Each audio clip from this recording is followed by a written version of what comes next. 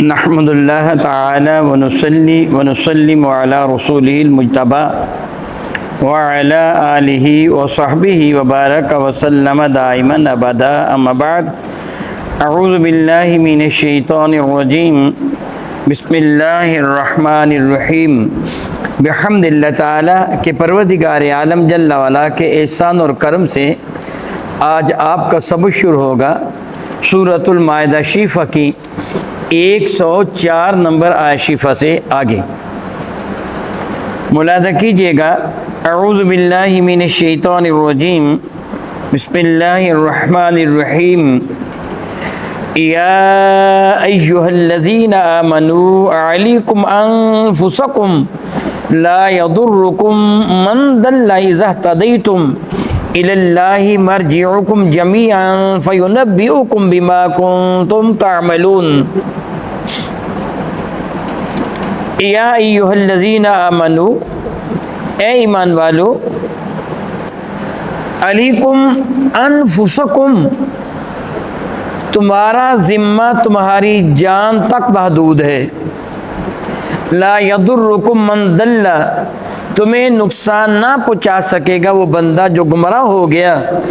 اذا اہتدیتم، بشرطے کہ تم ہدایت یافتہ ہو، الی اللہ مرجعکم جمیعا، تم سب نے رب کائنات جل وعلا کے حضور حاضر ہونا ہے، فینبئکم، پھر تمہارا رب تم کو بتا دے گا، بما کنتم تعملون، کہ تمہارے اعمال کیا ہوا کرتے تھے۔ آیت مبارکہ کا ترجمہ آپ نے استعمال کر لیا، بظاہر اس کا مفہوم یہی بنتا ہے کہ اے ایمان والو، یا ایھا الذین آمنوا، اے ایمان والو، علیکم انفسکم، تمہاری ذمہ داری تمہاری جان تک ہے کہ تم اگر ہدایت یافتہ ہو، لا یضرکم من ضل، تمہیں ہرگز نقصان نہ پہنچا سکے وہ بندہ جو گمراہ ہے، اذا اہتدیتم، جب تم خود ہدایت یافتہ ہوگے، الی اللہ مرجعکم جمیعا، تم سب نے رب کائنات کے حضور حاضر ہونا ہے۔ تو کیا ایک آدمی کا خود ہدایت یافتہ ہونا کافی ہے؟ اس کی ذمہ داری بس ختم ہو جاتی اتنی بات پر ہی کہ وہ خود ہدایت یافتہ ہو جائیں، میں نماز پڑھ لوں بس میرے لیے صرف یہی کافی ہوگا؟ نہیں، یاد رکھیے اس کے ساتھ ساتھ میری ذمہ داری ہے۔ آپ قبل ازیں پڑھ چکے ہیں بحمد اللہ تعالیٰ ثم الحمد للہ تعالیٰ، میرا اللہ ارشاد فرماتا ہے کنتم خیر امۃ اخرجت للناس تأمرون بالمعروف وتنہون عن المنکر، تم ایک بہترین امت ہو، تمہارا فرض مرتبہ یہ ہے کہ لوگوں کو نیکی کی دعوت دو گے اور ان کو برائی سے منع کرو گے، یعنی یہ بھی میری ذمہ داری میں شامل ہے۔ صرف میں یہ خیال کروں کہ میں نماز پڑھ لوں بس کافی ہے، میری بیوی پڑھے نہ پڑھے، میری اولاد پڑھے نہ پڑھے، میرے بہن بھائی پڑھے نہ پڑھیں، میرے یار دوست پڑھے نہ پڑھیں، بس صرف تنہا میرے لیے کافی کہ میں تنہا نماز پڑھ لوں، یہ ہرگز نہیں ہے۔ آپ اس ایک مرتبہ بہت مرتبہ یہ سن چکے ہیں، میرے اور آپ کے کریم آقا حضور رحمت عالم صلی اللہ علیہ وسلم کے اشعار گرامی قدر ہیں، وَإِن يَرَوْا مِنكُم مُنكَرًا فَلْيُغَيِّرْهُ بِيَدِهِ، اگر تم کوئی بھی بندہ، تم میں سے کوئی بھی بندہ کو گناہ ہوتا ہوا دیکھے، فَلْيُغَيِّرْهُ بِيَدِهِ، اگر اس کے اختیار میں ہے تو اپنے ہاتھ سے اس کو روک دے، اس گناہ کو اپنے ہاتھ سے روک دے اگر وہ اختیار رکھتا ہے۔ جس طرح ارباب اختیار کہ جن کے پاس اللہ تعالیٰ نے اختیارات اور حکومت دی ہیں، وہ برائی کو جبراً روک سکتے ہیں، ان کے پاس پاور ہے، قوت ہے، حکومت و سلطنت ہے، اختیارات ہیں، وہ روک سکتے ہیں۔ فَإِن لَّمْ يَسْتَطِعْ فَبِلِسَانِهِ، اگر تو ہاتھ سے روکنے کی طاقت نہیں رکھتا پھر اپنی زبان سے منع کرے گا۔ فَإِن لَّمْ يَسْتَطِعْ فَبِقَلْبِهِ، اگر اپنی زبان سے بھی روکنے کی طاقت تیرے اندر نہیں ہے پھر کم از کم اپنے دل میں اس کو برا جانے گا۔ وَأَضْعَفُ الْإِيمَانِ، اور یہ تیرے ایمان کا کمزور ترین درجہ ہوگا۔ پہلے مرحلہ پر کے اپنے ہاتھ سے روک دینا ہے۔ یہ صرف ارباب اختیار ہی نہیں، کچھ اختیار مجھے بھی ہے، میں بھی اپنی گھر کی سلطنت کا بادشاہ ہوں، میں بھی اپنے گھر کی سلطنت کا حاکم ہوں۔ میرا اللہ شرمت ہے الرجال قوامون علی النساء، مردوں کو اللہ تعالی نے عورتوں پر حاکم بنا دیا ہے۔ افسر بنا دیا ہے، میں اپنے گھر کی سلطنت کا سربراہ ہونے کے ناطے سے ذمہ دار ہوں، اگر میرے گھر میں اللہ یعوذ باللہ تعالیٰ اللہ تعالیٰ ایسا وقت نہ لائے بے حیائی ہو رہی ہو، میں چپ رہوں تو میں گناہ گار ہوں۔ آپ یہ بھی سن چکے ہیں، میرے کریم آقا فرماتے ہیں دیوس کی مغفرت نہیں ہے۔ عرض کیا گیا تھا دیوس کون، بدبخت ہے، تو میرے نبی نے فرمایا تو جو اپنے گھر میں بے حیائی دیکھے پھر چپ رہے۔ پتہ چلا صرف مجھے اپنے آپ کو سنوارنا نہیں ہے، اپنے آپ کو سنوارنے کے ساتھ ساتھ میری کچھ ذمہ داریاں بھی ہیں، میں نے ان کو بھی ادا کرنا ہے۔ اگر میرے گھر والے میرے نافرمان ہو جاتے ہیں حلال اعلان تو جدا بات ہے، اگر وہ میرے فرما بردار ہیں تو پھر میری ذمہ داری ہے کہ میں ان کو صراط مستقیم کی دعوت دوں، ان کو نماز پڑھنے کو حکم دوں۔ سیدنا عبداللہ ابن مسعود رضی اللہ تعالیٰ عنہ ارشاد فرماتے ہیں میرے ذمہ میری بیوی کا حق مہر ہو، میں مقروض ہوں اس کا۔ یاد رکھیے مقروض ہونا اچھی بات نہیں ہے۔ میرے کریم آقا مقروض کی نماز جنازہ ادا نہیں کرتے تھے جب تک اس کے قرض کی ادائیگی کا انتظام نہ ہو جاتا، پھر صحابہ نے تو قرض لینا ہی بند کر دیا تھا۔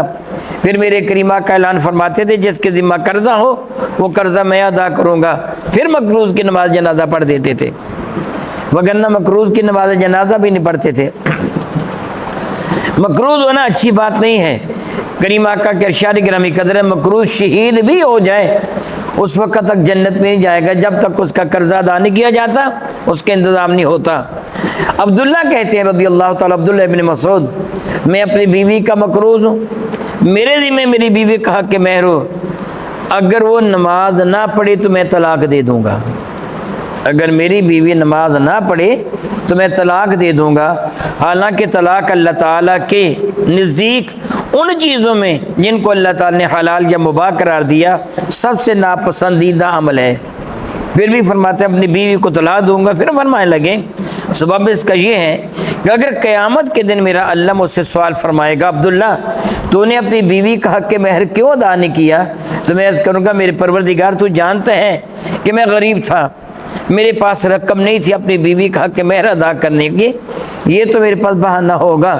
لیکن اگر میرا اللہ مجھ سے یہ سوال کرے کہ عبداللہ بتا تیری بیوی نماز کیوں نہیں پڑھتی تھی،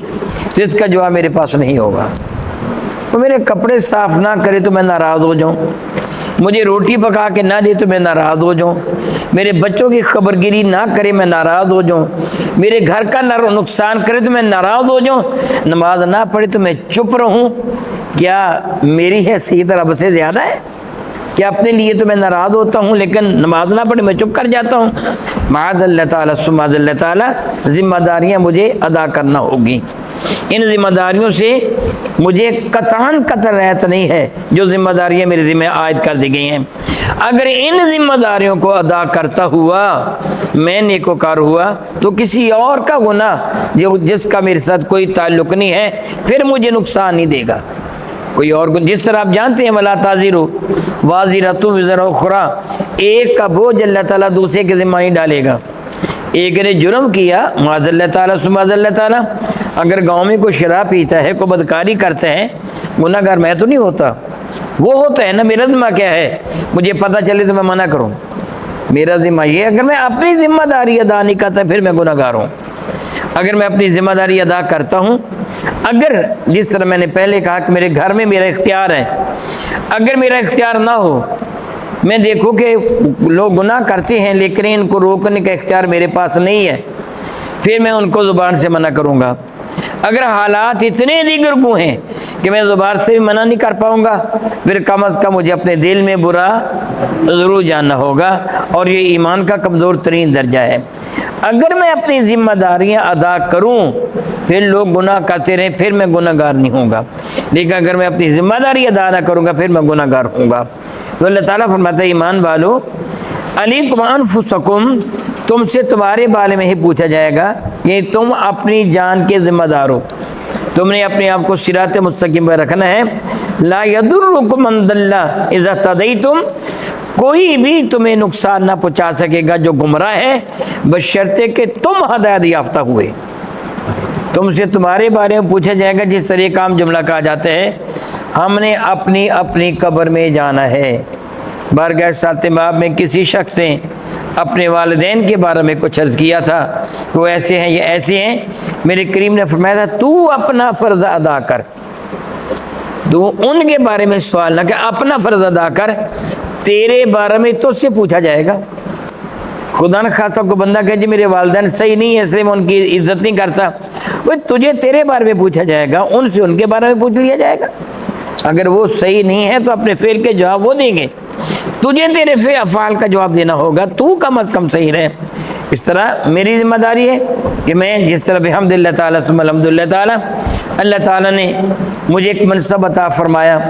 میں غلطی دیکھوں گا تو زبان سے منع کرنا میرا فرض ہوگا، میری ذمہ داری ہوگی کہ میں زبان سے تو منع کر سکتا ہوں، چلو میرے پاس اختیارات نہیں ہے کہ میں کسی گناہ گار کو میں گرفتار کروا کے جیل میں ڈال دوں،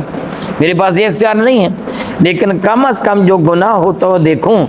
میں اس کے بارے میں یہ تو کہہ سکتا ہوں یہ کام گناہ کیا نہیں کرنا چاہیے، ناجائز ہے، جہاں تک میرا اختیار ہے مجھے اپنا اختیار استعمال کرنا ہوگا۔ میرے بکریم اشارے گرامی قدر فرماتے ہیں یاد رکھنا الاللہ مرجعکم جمیعا، تم سب نے بارگاہ رب العزت کی جانب رجوع کرنا ہے، اللہ تعالیٰ کی حضور حاضر ہونا ہے، وَيُنَبِّئُكُمْ، پھر اللہ تعالیٰ جل وعلا تم کو بتا دے گا، خبر دے گا، نبی کا معنی خبر دینے والا، فَيُنَبِّئُكُمْ، پھر اللہ تعالیٰ جل وعلا تمہیں خبر دے گا، بِمَا كُنْتُمْ تَعْمَلُونَ، جو تمہارے اعمال ہوا کرتے تھے، تمہارے اعمال کے بارے میں تم سے اللہ تعالیٰ جل وعلا پوچھے گا، تمہیں بتائے گا تمہارے اعمال افعال کیا ہوا کرتے تھے۔ جو میں پہلے کہہ چکا ہوں کہ جو قیامت کے دن پوچھا جائے گا نا، جس طرح آپ یہ بھی سن چکے ہیں کہ 5 چیزوں کے بارے میں ہر بندے سے سوال ہوگا، کہاں سے کمایا، کہاں پر خرچ کیا، جو علم دیا گیا تھا اس کے مطابق عمل کیا کہ نہیں، یعنی جو اللہ تعالیٰ نے فرائض ہم پر عائد کیے ہیں ان کے بارے میں سوال کیا جائے گا کہ میری ذمہ داری کہاں تک ہے، جہاں جیسے جیسے میرا حلقہ احباب بڑھتا چلا جائے گا میری ذمہ داری میں اضافہ ہوتا چلا جائے گا، اور جیسے جیسے حلقہ احباب میرا کم ہوگا میری ذمہ داری کم ہوگی، وہ ہر بندے سے اس کی ذمہ داری کے بارے میں سوال کیا جائے گا۔ میرے نبی فرماتے ہیں کلکم راعن وکلکم مسئول عن رعیتہ، تم سارے کے سارے راعی ہو یعنی چرواہے ہو، تم سے تمہارے رعایا کے بارے میں پوچھا جائے گا، ہر خامد سے بیوی کے بارے میں، ہر بیوی سے خامد کے بارے میں، اولاد سے والدین کے بارے میں، والدین سے اولاد کے بارے میں، دوستوں کو دوستوں کے بارے میں، یار کو یار کے بارے میں پوچھا جائے گا کہ کیا تو نے اپنا حق ادا کر دیا جو تیری ذمہ داری تھی، کہ تمہارے فرض جو منصبی فرض ہے وہ کیا ہے، تامرون بالمعروف وتنہون عن المنکر، تمہارا فرض منصبی یہ ہے کہ تم لوگوں کو نیکی کی دعوت دو گے، گناہ سے روکو گے، یہ تمہاری ذمہ داری ہے۔ ہر بندے سے پوچھا جائے گا کیا تو نے اپنی ذمہ داری نبھائی ہے، اگر نبھائی ہے تو الحمدللہ تعالی، وگرنہ فکر کیجئے، او کما قال اللہ تبارک و تعالی واللہ تعالی اعلم باسرار کتابہ۔